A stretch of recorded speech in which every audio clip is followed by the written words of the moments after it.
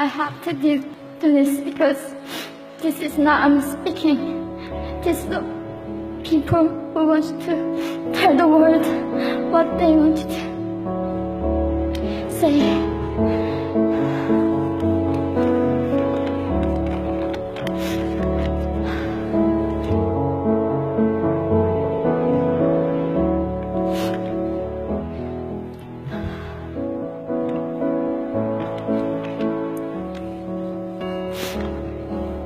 North Korea is an unimaginable country. There is only one channel on TV. There is no internet. We aren't free to sing, say, wear, or think what we want. North Korea is the only country in the world that executes people for making unauthorized international phone calls. North Koreans are being terrorized today. When I was growing up in North Korea, I never saw anything about love stories between men and women. No books, no songs, no press, no movies about love stories.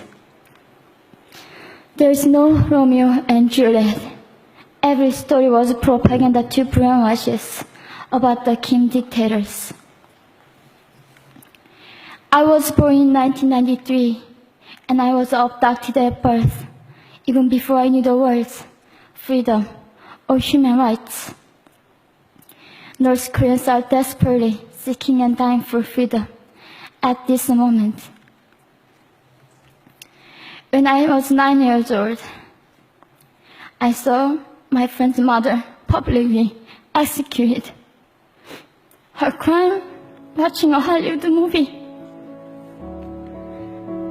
expressing doubt about the greatness of the regime can get 3 generations of a family imprisoned or executed. When I was 4 years old, I was warned by my mother not to even whisper. The birds and mice couldn't hear me. I admitted I thought the North Korean dictator could read my mind.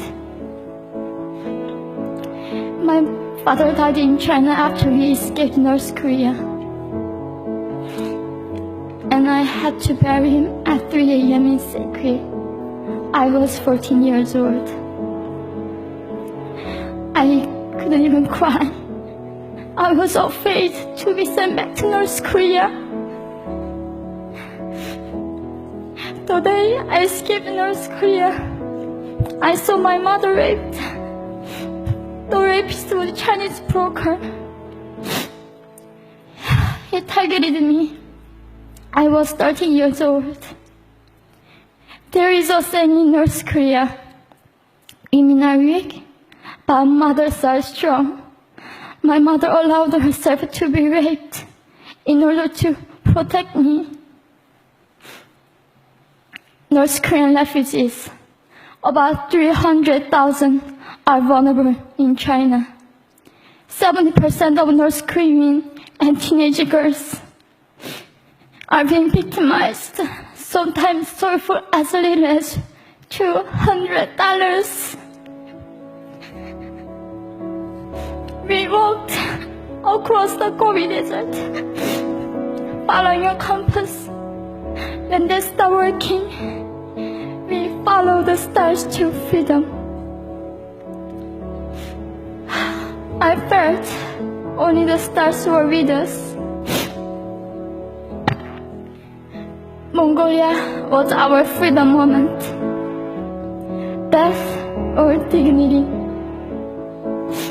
Armed with knives, we were prepared to kill ourselves if we were going to be sent back to North Korea. We wanted to live as humans.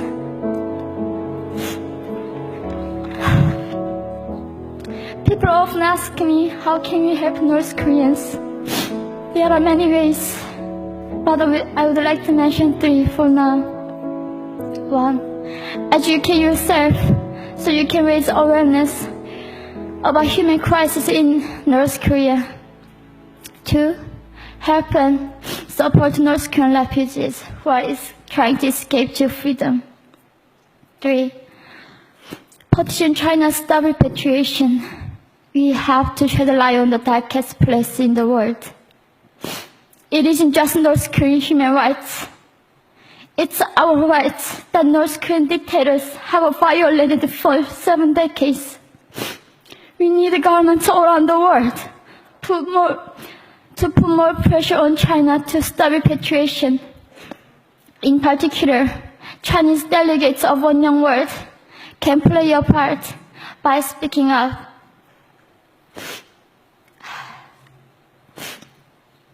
North Korea is indescribable. No humans deserve to be oppressed just because of their birthplace.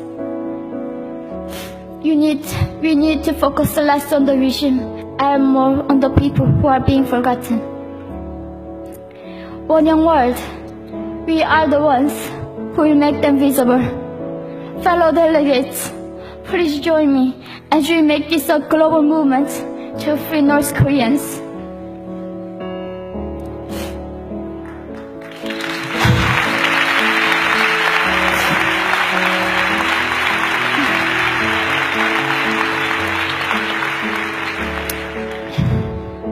When I was crossing the Gobi Desert, scared of dying, I thought nobody in this world cared.